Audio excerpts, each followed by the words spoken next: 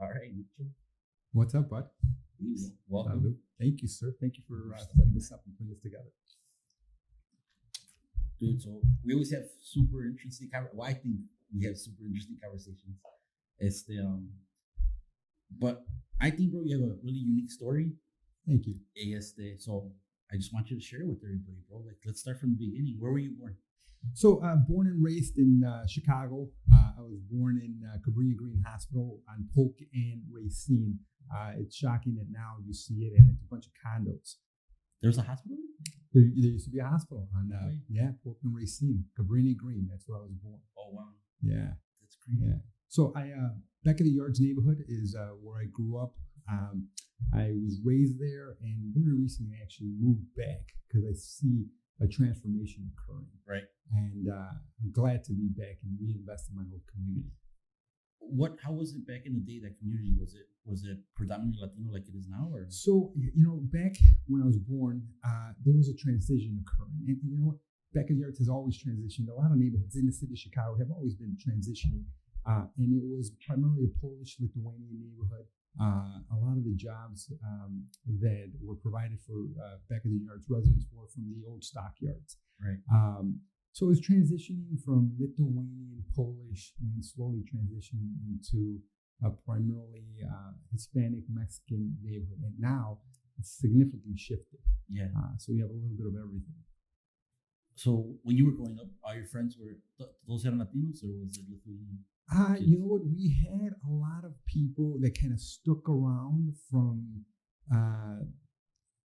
the old culture, the old neighborhood. We still had a Lithuanian bakery there. Yeah. A lot of my neighbors were old school, hardcore Polish people, Lithuanian, that had been there for a while. So there were still people that stayed in the neighborhood. They were the minority, but it was primarily Hispanic friends, Hispanic neighbors, and Hispanic population. Nice. So where did you go to school when you grew up there? So, I went to the local grammar school. I was born on the first Mexican-American from my family to be born. I'm the oldest from all of my cousins. So there, it was a little bit difficult in that I'm teaching my parents the American culture. Right. And I'm also adapting to a completely different culture, a different language. I from a very young age, and I think it's always instilled in us, that we have to appreciate the sacrifice that our parents have done to and you think about it, they leave a country, they leave a culture, they leave a family, and they do this so they could try to better their lives and better the lives of their future generations, their children. And I think that was always instilled in me. But the flip side of that is that I'm also teaching my parents a different culture, a different mindset. Yeah. I actually grew up pretty religious. I was a Protestant Mexican growing up in Back of the Yards. It was a little rough back then, especially where the surrounding neighborhoods were, Bridgeport, Canaryville, and almost everybody's Catholic. Mm-hmm. So I felt a little bit different. I appreciate it now, but it gave me an understanding of different cultures, different ways of thinking, different religions. Right. Navigating through different cultures, different mindsets, different languages. Being the first, I was always translating for my parents and translating for my aunts and uncles when they needed something. I was the go-to person. Like, hey, just take him; he'll help us. So I think that helped me in that I always wanted to be a person of service to others, service to my family. And I kind of knew my role at a young age. It was a lot of responsibility for a young person. And I realized that now it took away a lot of my youth. Having fun, enjoying myself. But it also taught me a sense of responsibility, a sense of service, and I think that has helped me transition in what I've done in my life. Yeah, it's interesting because like most of the people I have that I talk, so I'm first generation too here, but my mom, she came here when she was young, so she kind she knew English. I didn't have to translate. She helped my dad out and stuff like that. But yeah, that's a totally different story where you're the one that has to help everybody out because you're the first one that Yeah, you know what? I say this to parents now, that it's a huge responsibility that you're putting on your child, and sometimes it's tough, Yeah. where you're trying to navigate, a whole new different culture, and uh, I commend my family and everybody that comes and wants to better themselves, but it's difficult. It's difficult transitioning into that understanding, trying to navigate the system, when my father when I was very young started running a business. So Right. I was the guy that was translating. I was the guy that was looking at documents and translating. And sometimes when you're that young, you don't really understand what's going on. Yeah. So, but I realized it was a huge responsibility. But luckily, I was able to navigate with through all of that, and it actually made me a better person growing up. Yeah. Yeah. So where did you go to high school after grade school? So after high school, it was funny. Our local high school was Kelly High School, Oh, okay. and I think at the time it was a very rough high school. I think to a certain extent it might still it's be, still, but it's still yeah, nice, I think it's transitioned a little bit. So again, I mean, I wasn't the brightest guy in the world at the time, and it was the only high school that accepted me. And I think one of the greatest things that my mom ever said was like, "You're not going there." So a couple of the moms got together, and they were scared. They were scared for their children to go to that high school. Yeah. At the time, I mean, it was a little rough. So my mom and a few other moms got together, and they came up with the idea that, hey, listen, you're going to a Catholic high school. You're going to St. Rita High School. You're going to test into it. And at that time, I was kind of upset. I was like, Mom, I'm not even Catholic. Why would I go to a Catholic high school? Yeah. At that time, St. Rita High School was at 63rd and Claremont. And me and a couple of my buddies, Sergio Reyes, now he owns Nicoloris restaurant over in Pilsen. Okay, you went to school with her? We went to school, yeah. We went to school together. So we were in grammar school together. I have a kindergarten picture with him, which is funny. That's cool. So yeah, our parents pretty much decided for us that, hey, listen, we're going to St. Rita High School. Me and another guy, David Martinez, who was a good friend of mine at the time. And we went there. They taught us discipline. We had to wear a shirt and tie to school. So it was a little bit different mindset. There were different people from not just my neighborhood, they were from all over the city. And it really opened up my eyes to a different mindset, different way of living, different people, different cultures, different understandings. And even being in a Catholic high school was significantly different for me. Yeah. And I think it was the best thing that happened for me. But I did it. I had a love-hate relationship with the discipline of an all-men's high school. So me and my buddy, we did very well our freshman year. We tried. I liked the structure. I liked the discipline. And we convinced our parents that we would keep our grades up if we got accepted to another high school. Mm-hmm. So we applied. We ended up going to Bogan High School. We got accepted there. And it was a long travel time for us. It was about an hour and a half on the bus to travel from Back of the Arts all the way to Sunny Isle to Pulaski. At the time, it was a good school. So we convinced our parents that, listen, we're gonna go to this high school. We're gonna save them a great deal of money. At the time, I think a year's tuition was $3,500. So we convinced our parents that, hey, listen, we're gonna save you this money, and we're gonna keep our grades up. So I ended up going to Bogan High School. It was the best thing that I did. There was issues that we dealt with, especially initially when I first got there. I was this kid from a Catholic school, but I was from Back of the Yards. And there was an assumption that because I'm from a certain neighborhood, that I might belong to the certain gang that's within that neighborhood. So we go to the high school, there's a different gang, and we're approached, accused of being of the rival gang from the neighborhood where I grew up in. Yeah. So I've always had a love and hate relationship with my neighborhood. Right. So we had to prove to them that I wasn't, that me and my buddy, that we weren't from the gang. Sergio? Yeah, me and Sergio, we weren't from the gang. And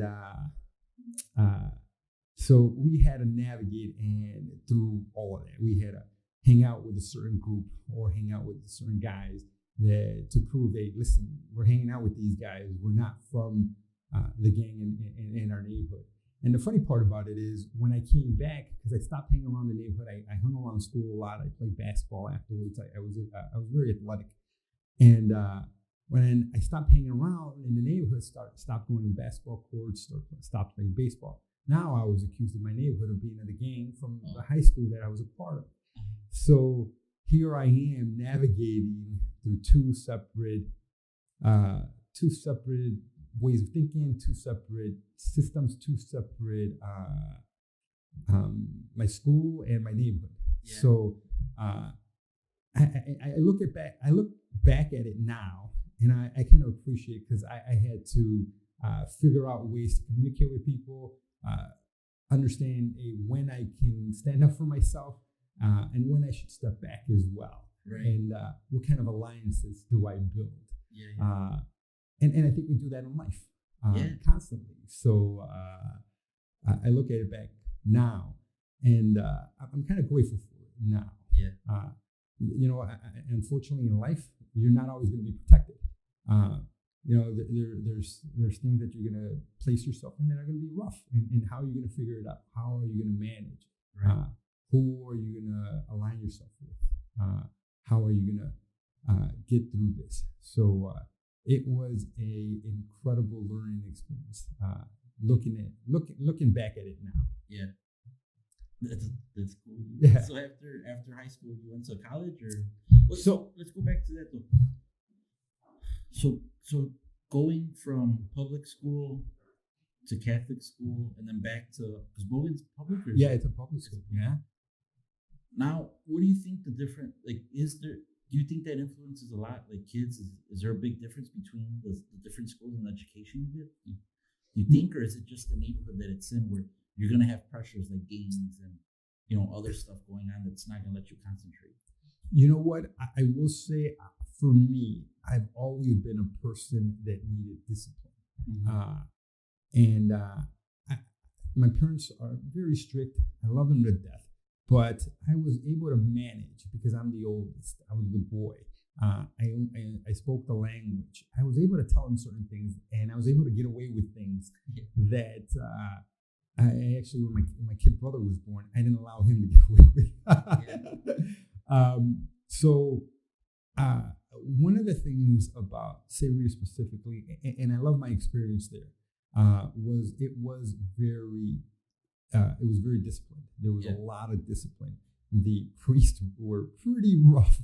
I remember an old Polish priest that was there. He was a World War II veteran. He still had the marking from World War II. Oh, wow. And he was strict. He was harsh. There was no leniency whatsoever. If I was late to class, I had a detention. So I realize now that I need discipline, and I think a lot of kids need discipline. You think they should bring a lot of stuff back, like that's within normal discipline? It's a little bit different now, and I think being a young man, a young boy, trying to find themselves in a different mindset, a different culture, a different way of thinking, there is a structure that needs to be set in place. And I think structure and discipline is love. A lot of times we talk and we say that kids need love nowadays. Well, love comes in different forms. And I believe discipline is a form of love as well. I think oftentimes we're too lenient. Right. We're trying to intellectualize or emotionalize a problem and get through it from that perspective. But sometimes there's just you don't understand the emotional component. You don't understand the confusion that's going on with all of the feelings that are going on. And sometimes you just need to be set straight. And sometimes it's not pretty. Right.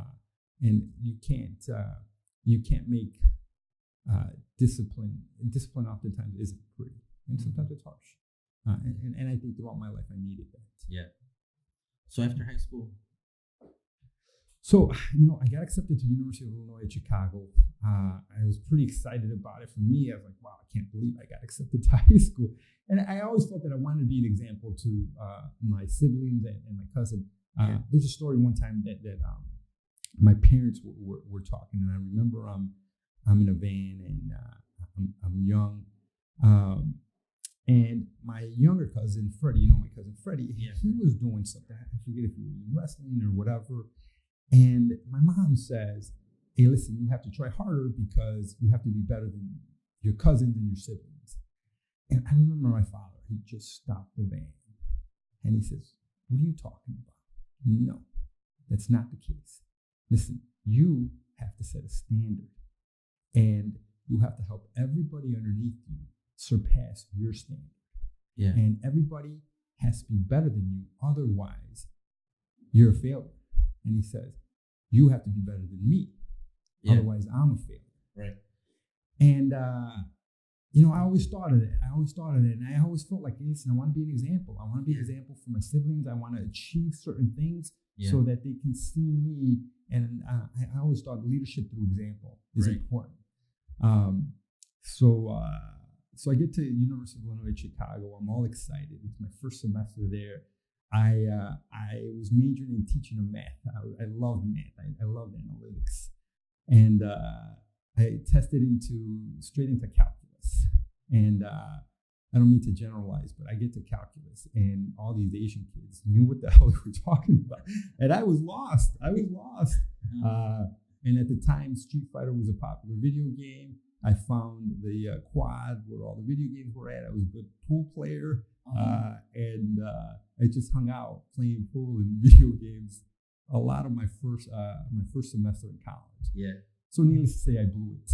I wasn't disciplined enough. Okay. Do you think it was like you weren't disciplined enough, or do you think that? So not that I see it a lot, but do you think that maybe if your parents would have been more educated when it came to like school and stuff like that, you would have looked at college different, or it would have been different for you? You know what? I think if I had a little bit of understanding and they had a little bit of understanding to be supportive in that manner, that might have helped out. But you know what? Ultimately, it was I was smart enough. I think I had the tools. I didn't have the focus. I didn't understand. Nobody in my family I didn't know what I wanted to do in life. Yeah, and I think that's what we see with Latinos. You know what I mean? Like first generation. Yeah. We just don't have examples. Yeah, I think that's a huge part of it. And, my parents are trying to be as supportive as possible. Right. But the reality is they don't know. They don't know some of the things that we're going through, the confusions. I got to admit, I didn't know what to do. I had never met a school teacher. I had never met a lawyer. Back of the yards was back of the yards, and we were a blue collar, hardworking community, and we still are. And I think that was the best example that I possibly could have ever gotten, because I always revert to that hard work, that ethic. It's like we have a chip on our shoulder. Now I have to prove other people wrong. Yeah. So, I wasn't the only one. It was a completely different exposure. Now I'm in college, everybody's having fun, we're partying, and I came from a very religious background, so all of a sudden I'm exposed to all these things. Yeah. And maybe it was a little bit too much too soon. But I enjoyed myself. I knew I still wanted to be better. I wanted to be that example. Yeah. So, a lot of people were joining the military. And I had a couple of friends straight from high school. They went straight to the Marine Corps. And I was born on the Marine Corps birthday, November 10th. And everybody's like, dude, you're born to be a Marine. So I take this test, and I test well, and I joined the Marine Corps. And to me, that was the best experience I could ever have. It took me out of the same mindset that was part of it. Granted, we traveled a lot. My father took me out of the community as much as he possibly can. We would travel throughout the U.S. and oftentimes we go back to Mexico. I love going back there. My grandfather taught me how to ride horses. I love that connectivity. Being up in Mexico, up in the mountains, and just having a completely different way of living compared to the city life in Chicago. Right. So, out of high school, I blew my first semester, and then I joined the Marine Corps. I became a Marine. So you left right after the first semester of college. You went to join the Marines. Yeah. And I remember the issues that I had at home. Oftentimes parents want to be protective, especially mothers. They want to be protective of their children. Yeah. And at that time, the Persian Gulf War was happening. And my mom said, no, they're going to send you to war. What's going to happen? And you know what? There was something inside of me, I think, that I wanted to experience and I wanted to leave. And I remember my mom was completely against it. And my father takes me out to the side and he says, hey, listen, you do what you got to do. You do what you got to do. Yeah. And don't worry about your mom. We're going to go. And I tell people now, I say, listen, especially Mexican Americans, I say, listen, you left a country, you left a language, you left everything just so you could find and try to find a better life. Yeah. And you got to give your kids the same opportunity because you gave them that example. And if they want to leave, they want to go off to college and they want to do something else, or if they want to go to the military, allow them to be supportive of that. I think that's very important. Do you think if your dad wouldn't have pulled you to the side, you would have gone? It would have been a much more difficult decision. It would have been much more difficult. Now I'm second guessing myself. My mom is nervous and she's going through all of this. And maybe I might not have wanted my mom to feel so bad. But to have the support of my father and say, hey, listen, he's always been adventurous. I think if you leave a small town to try to find a better life, that's adventurous. Yeah. And I think that's always been instilled in me. I've always had a sense of adventure. I think, so I'll be honest with you. That's after high school, that's what I wanted to do. I wanted to go into the military. But my mom didn't want me to, and then my dad didn't want me to either. So I never had their support, and I think I regret it now. I should have just gone because at the end of the day, your life is your life. I mean, you're gonna live with the consequences of what you do, but you did it, or at least you can know that you did it. You know what I mean? I've had a lot of families approach me, and especially moms and dads, and they're like, "Listen, my son wants to go to the military. I know everything that you went through. Can you talk him out of it?" And this is my speech to every kid. Whether you're 17, 18 years old or whatever age you are. And I got up to him and I said, hey, listen, kid, what do you want to do? He's like, I want to go. I want to go. And I said, listen, if you want to go, you should. There's something inside you that says you should go. Always trust your gut. Always trust whatever's inside of you that you want to do. I think it's very important. And I think it's important for people to support that as well. And I said, listen, kid, the worst thing you ever want is 10 years from now to think back and say, man, I wanted to go to the military and I wanted to do this, but my mommy didn't let me. so if you could live with yourself to say, hey, I didn't do something because my mommy didn't let me. Well, hey, listen, you're an adult. You do what you got to do. And sometimes parents won't understand. They can't keep you next to you and be protective of everything. Right. You got to allow them. It was like I said, it was the best thing that ever happened to me. So where were you?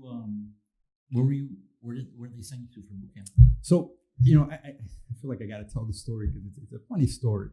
But so at the time there weren't that many Mexicans in Chicago.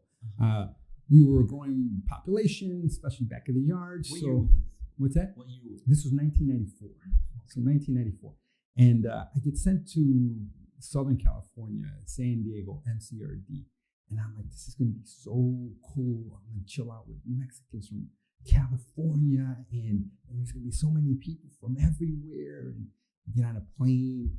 I'm in Southern California. And I see Mexicans everywhere. Yeah. And this is so cool. You want to feel connected to the places that you, what's more familiar to you. And it just so happens when I got there, I was put in a platoon with guys from Oklahoma, Nebraska, and all these Southerners. So they were significantly different. And I was like, holy cow, these guys were huge. They knew how to shoot. They knew how to hunt. Street farm boys. They were big farm boys. They were tough guys. So I'm like, man, I gotta show no weakness. I gotta be there. And the funny part is that I'm with these guys from Southern California. They're in another platoon. We're having conversations, and I had this vision of California and Southern California. That's where at the time the Hispanic culture came from, and there was a lot of guys that were that's what we saw in movies. Right. That was us. Yeah, all those movies, everything came from there. And then I remember a guy, we're having a conversation, and there's a lot of testosterone that's going on. You're 18, 19 years old, and you're trying to vie for position and trying to show no weakness. And I'm having this conversation with this guy from Southern California. Actually, there's a group of guys there. And like, orale carnal, hey man, how come you sound like an Italian, eh? And I'm like, well, what do you mean? I'm speaking English. I'm speaking proper English. He's like, no, man, carnal, this guy thinks he's better than us, man. He talks like an Italian. And I'm like, órale, cabrón, ¿sabes qué? ¿Habla español o habla inglés? Escoge un idioma y háblalo bien. So basically, I asked him to speak one language and speak it right. And there was a confrontation right there. They're like, dude, this guy thinks he's better than us. This guy's different. Yeah. The Tex-Mex guys, they were different too, They were Texans. They were Texans. And you know what? I found myself that, and this is when I really realized, oftentimes the influence of the English language has a huge influence on how you speak Spanish as well. Yeah. And I realized that in Southern California, how they say, hey, bro, how's it going? They would elongate their words. And in Spanish, they would do the same thing. Órale, carnal, ¿cómo estás? So, and here in the Midwest, especially in Chicago, we cut our words. Yeah. So I tend to do that in Spanish as well. So it's amazing how the Spanish has such a different, how different it is throughout the U.S. Right. And but I found myself at that time, I was more of a Chicagoan than I was anything else. Yeah. I started hanging out with the black dudes from Chicago. I would hear somebody with a Chicago accent. I'm like, dude, especially at the time the Bulls were going on, and we just talked about Michael Jordan and the Bulls. Yeah. So I found myself, listen, I'm proud of who I am. I'm proud of my American culture. I'm proud of my Mexican culture, but I'm very proud of my Chicago culture. I'm a Chicagoan, I think, first and foremost, and I'm proud of that. Yeah, because dude, when I started traveling or whatever, people will come up to you and they'll be like, "Where are you from?" Or because we think it's normal, we think we're normal, but no, people will come up to you. And I remember one time I was with Freddie Jr. and a couple other guys. We were in Vegas, and we're walking through the casino, and a guy literally comes up to. He was sitting there with a group of people. He comes up and said, "Where are you guys from?"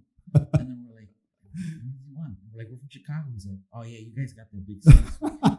I'm like, what? I'm like, what do you mean? We don't realize it. I had an opportunity. I was in the Middle East, and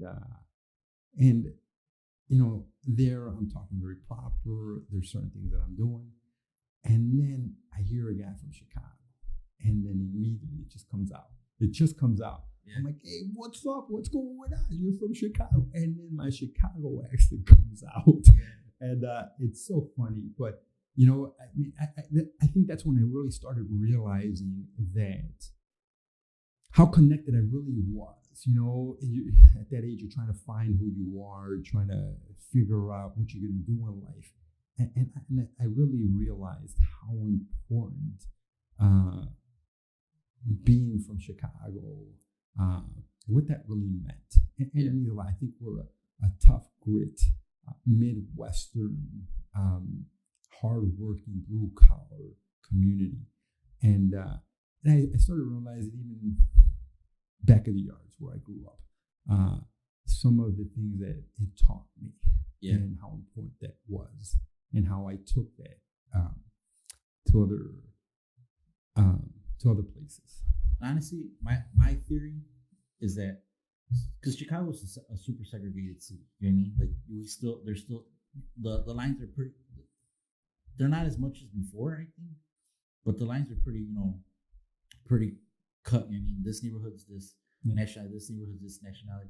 But I think that's what makes people from Chicago maybe understand when they go places a little bit better because you respect everybody's nationality, everybody's culture, and everything else, and you know you respect it, but you learn to You know what? A lot of people talk about that. Get along with them. Yeah, no, I completely agree. A lot of people talk about the segregation in the city, but I gotta admit, I think, and obviously I'm very biased. This is my city, and I love it. It's the greatest city in the world, and I've traveled to 32 countries in my life. I'm a kid from back of the yards, first generation Mexican American. I've been to all these countries, and I think our segregation makes us keep our culture, and I think we're the only city in the world that has a Koreatown, a Vietnamese town, an India town, a Chinatown, a Greek town, a Little Italy, a little village, Southeast Chicago. If I want some good Vietnamese food, I know where to go, and it's going to be the best Vietnamese food there is. And that's what I was gonna say. That's why we have the best food. I think I think more than anybody, we keep our culture. We respect one another. I think we have mariachi festivals, we have Irish festivals, we have Italian festivals, and everybody wants to go to it. And we go there, and everybody accepts one another. And I think there is no other city that maintains its culture, its Chicago culture. You maintain your culture of origin, you respect it, and you acknowledge it, and you flourish it. And I love that. I don't know if there's that many cities, maybe Toronto in Canada does that as well. But even there, they intermix a lot, which is great. But I love that we retain our culture, and I can retain my Mexican culture. And even within the Mexican communities, we're different. Right. You have the 26th Street Mexicans, and I call them the artsy fartsy 18th Street Mexicans, and then we have our hardcore, back of the yards. I mean, we're a little bit different. I think we're pretty tough. I think that whole South Side, whether it's Bryant Park, Gage Park, we've been through a lot. Yeah. We've lost a lot of jobs there, but yet we're managing, we're flourishing, we're working together. We're very tight, and I think that's a lot of the neighborhoods in the south side of Chicago. How, not to get off subject, there's a timeline, but so how important do you think it is to stay in your community? Like, so I think that a lot of people grow up in tough neighborhoods and they want to move up. You know what I mean? And then there's other people that stay there or move back and try to make the community better. How important do you think that is? And do you think we're seeing right now, since we're still the first generations of Latinos that moved to Chicago, do you think 2 generations from now, those neighborhoods will totally be different because you'll have second, third generation kids that are going to grow up and, put back into the neighborhood, appreciate it more? I think that's a great question. And there's 2 trains of thoughts referencing that. And you know what?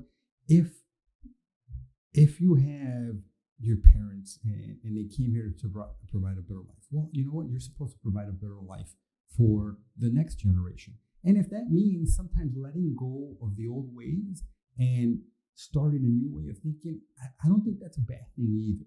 Right. For me, I've chosen I was living in the West Loop. I had a coveted job. I had a coveted position, and something inside me said, listen, I got to come back.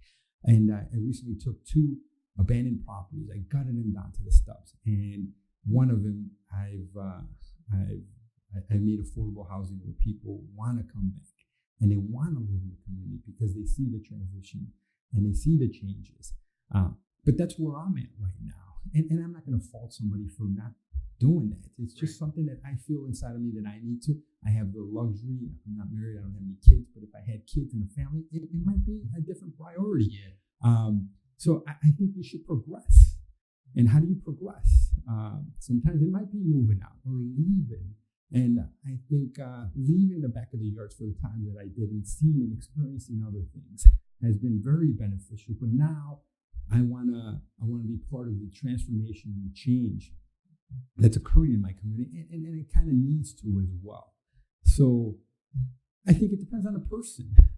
If you feel that for you, it's best to provide a different type of lifestyle, a different type of mentality to yourself, your family, then you should do that.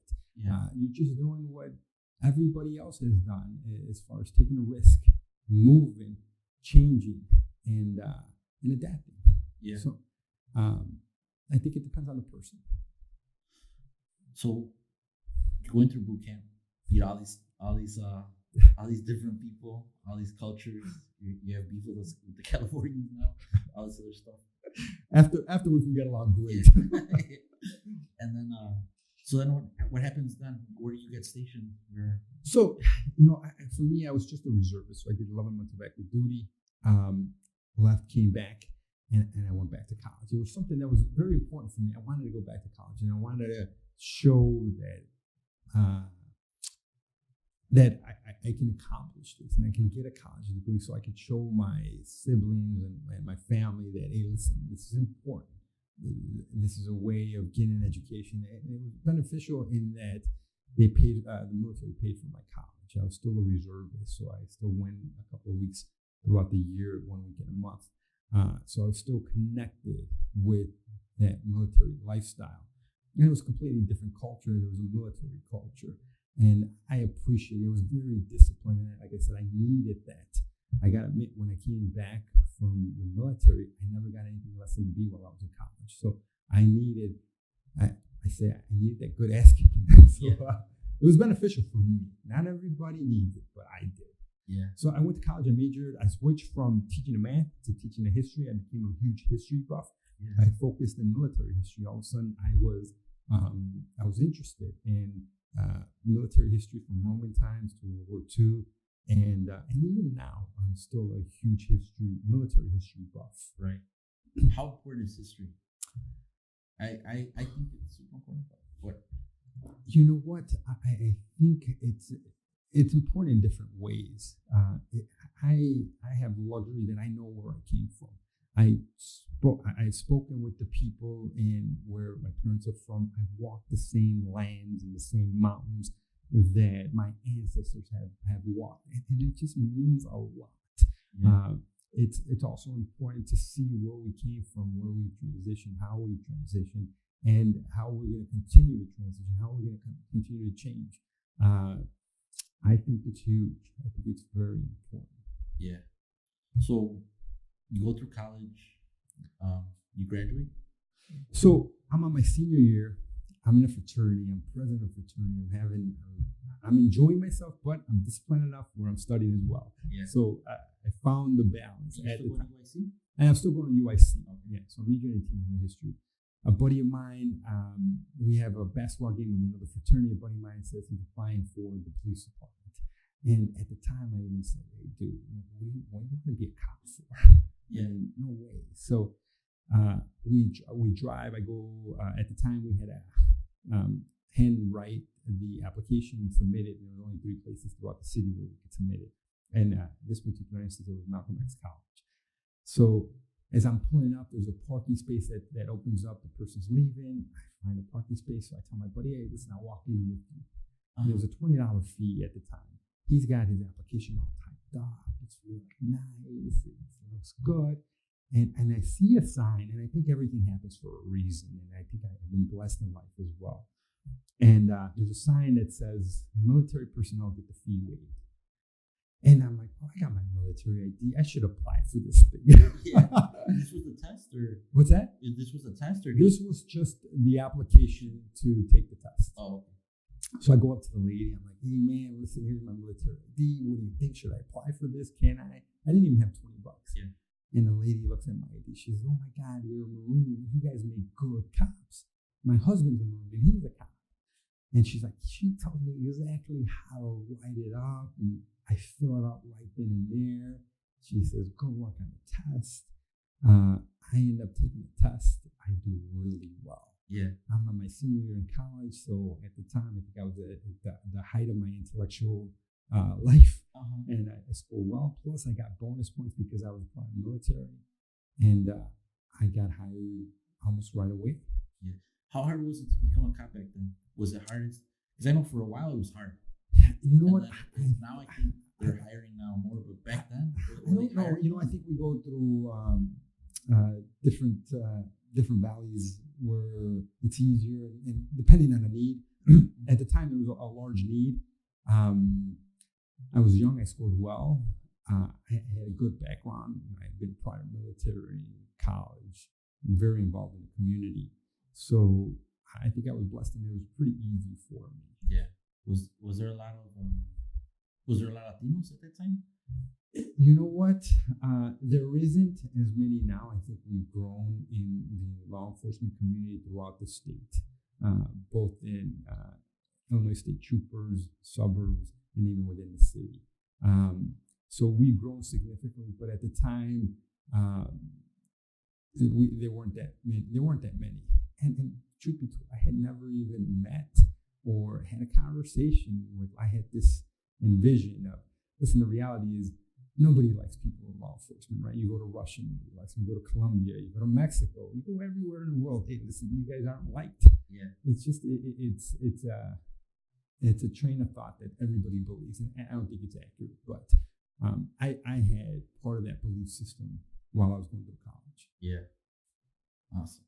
So I don't know. So you became a law enforcement, and then let's jump to, you went to Iraq, right? So, I'll admit, and this is an issue that I've been dealing with. I've been in the drawing junkie my whole life. And I seek it out. I find it one way or another. So at the time, I got into law enforcement. I had been part of it for 9 years. I felt I was good at it because I understood the community. I came from it. I'm connected with it. And I feel I can navigate through even people lying or understanding, or people trying to come from a different mindset. My experiences in life have helped me, and I've experienced so many different things. But I had 9 years, and I was questioning, and it happens. It happens throughout life. I was questioning what I was doing, my path, my career path, and I felt like I needed something different. Because I had been in the military before, there was something inside of me. And I remember having this conversation with my brother, because nobody else would understand. Yeah. And I said to him, there's something inside of me that I have to fill. And I'm going to go to Iraq. And at the time, it was 2008, and they were asking for law enforcement officials to go and train law enforcement officials in Iraq. Right. And it was a private contract. So I was working for DynCorp at the time. And there was something inside me that I needed to do. I wanted to experience it. I wanted to go to the Middle East. And I got to admit, I loved it. The Middle East is incredible. The people are incredible. Yes, they're going through situations. They were going through a war. But these guys have been in situations like this for a long period of time, and they're a proud culture. They're a proud people. They're defending their families, their neighbors, their country, and I respected a lot of that.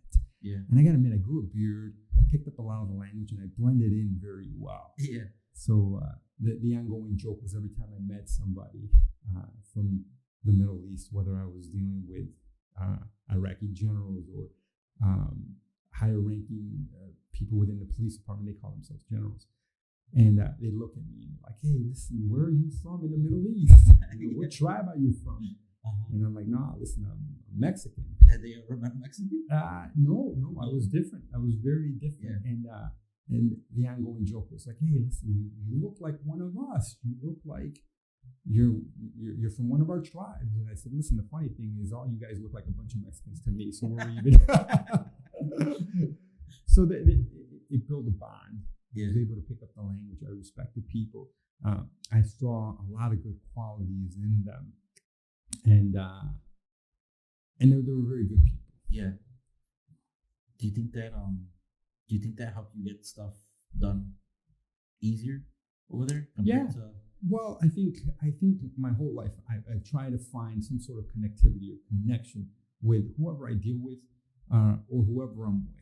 Right. And that was my way of finding a connection with them, and connecting with them.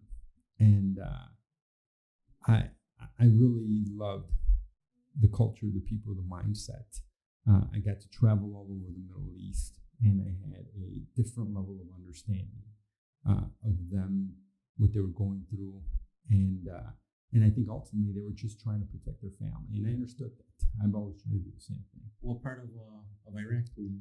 So the first like 4 or 5 months, I was in Beji, which was the Crete region, which is where Saddam Hussein was from.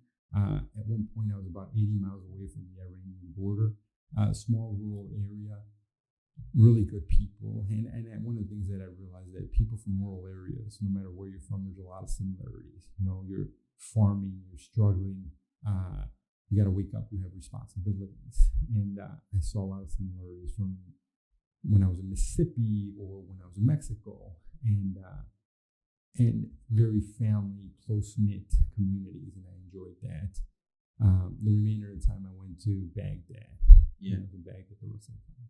How important do you think it is for like just young people to know that they need to travel and get out of their comfort zone? You know what? I think this is where you can't live life living in some sort of border, and whether it's a neighborhood border or a city border. There's so much more, guys. There's so much more. And go out and see it and understand it, and don't be defensive about it. Right. Open up yourself. Look at other people's mindset or other people's way of thinking. I remember there was a time when I was in Mississippi, and there weren't many Mexicans. And this older white guy, he's there, he's with a can, and he's staring at me. He's just staring at me, and I just said, "Oh, let me say what's up to this guy." And he looks at me and says, "Hey, boy, you ain't from around here, are you?" And, I could have taken that in a different way. And I was like, "No, sir, I'm not." And he says, "Well, where are you from?" And I said, "Sir, I'm from Chicago." And he's like, "Oh my God, you're one of those Al Capone guys." and internally I was like, this guy's looking at me because I'm Mexican, and he's calling me an Al Capone guy. And I said, Al Capone's Italian. I'm not Italian." And he's like, "Well, you're from out there." So, I had a great conversation with that guy. That guy invited me over for breakfast to his house. No way. Yeah. So, he was just curious. He was just curious. He wanted to have a conversation. And I think coming out of there, he had a great understanding of, myself, my culture, where I came from. And I've always thought, going back to the story that my father told me, and he said, "Listen, you have to set an example for others."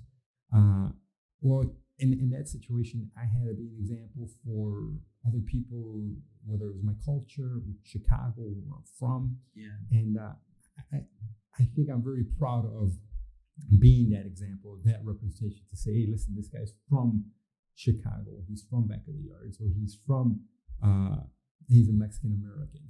Yeah. And that guy's a good guy. He's a tough guy, or whatever the situation is. Yeah. So I think you're always setting an example wherever you're at. It's good to know, not to be defensive. I never thought of it that way until right now when you're talking about it. Because you don't know what's going on through their head. They might just be curious. Yeah. I think that's all it was. So I think it's been a good approach for me. Yeah, it's funny that you say about like your dad told you that you have to be, that everybody should be better than you have to, and I think only the oldest people in the family are gonna understand it. Like the first, so I'm the oldest too, out of all my cousins and my brothers and sisters. So I was always the oldest, so I would always be tough on them. But it wasn't because I wanted to be a jerk or whatever, an asshole. I wanted them to be better than me. Yeah. And they didn't understand it. And then when they became teenagers, they were bigger already. I remember my aunt and everybody was sitting around. They're like, "Yeah, we could take you now." I'm like, "Good." I'm like, "That way, when we go out now, I don't have to defend you. You guys can defend me, and I'm gonna throw you guys in front, and that's how you guys handle it now." I'm like, because I'm tired of having a fucking. You bring up a good point in that, it is a lot of responsibility trying to be the example for others or carrying the weight of your family. And I think people should be cognizant of that, in that, maybe we want to help this guy out and don't allow him to bear all of the responsibility, because oftentimes I think it is a heavy weight to carry. Yeah. And oftentimes I thought maybe I'm carrying the weight of my family, my culture, my family name. and oftentimes it's a lot. You know, you want to just kind of let it go and relax, and I think that's important as well. Yeah. Nacho, I know we can talk for hours Yeah. about other stuff, but I'm glad we started today already and shared your story. And then we'll have to have you back on so we can talk about all this other stuff we talked about. Yeah, yeah. I love having you. Love what you're doing right here. I think it's important. I think telling your story is healing, and I think other people will understand. Yeah. And I think somebody will always connect to something. We're all the same in one way or another. And thank you for having me here and sharing the story. Thank you. Thank you.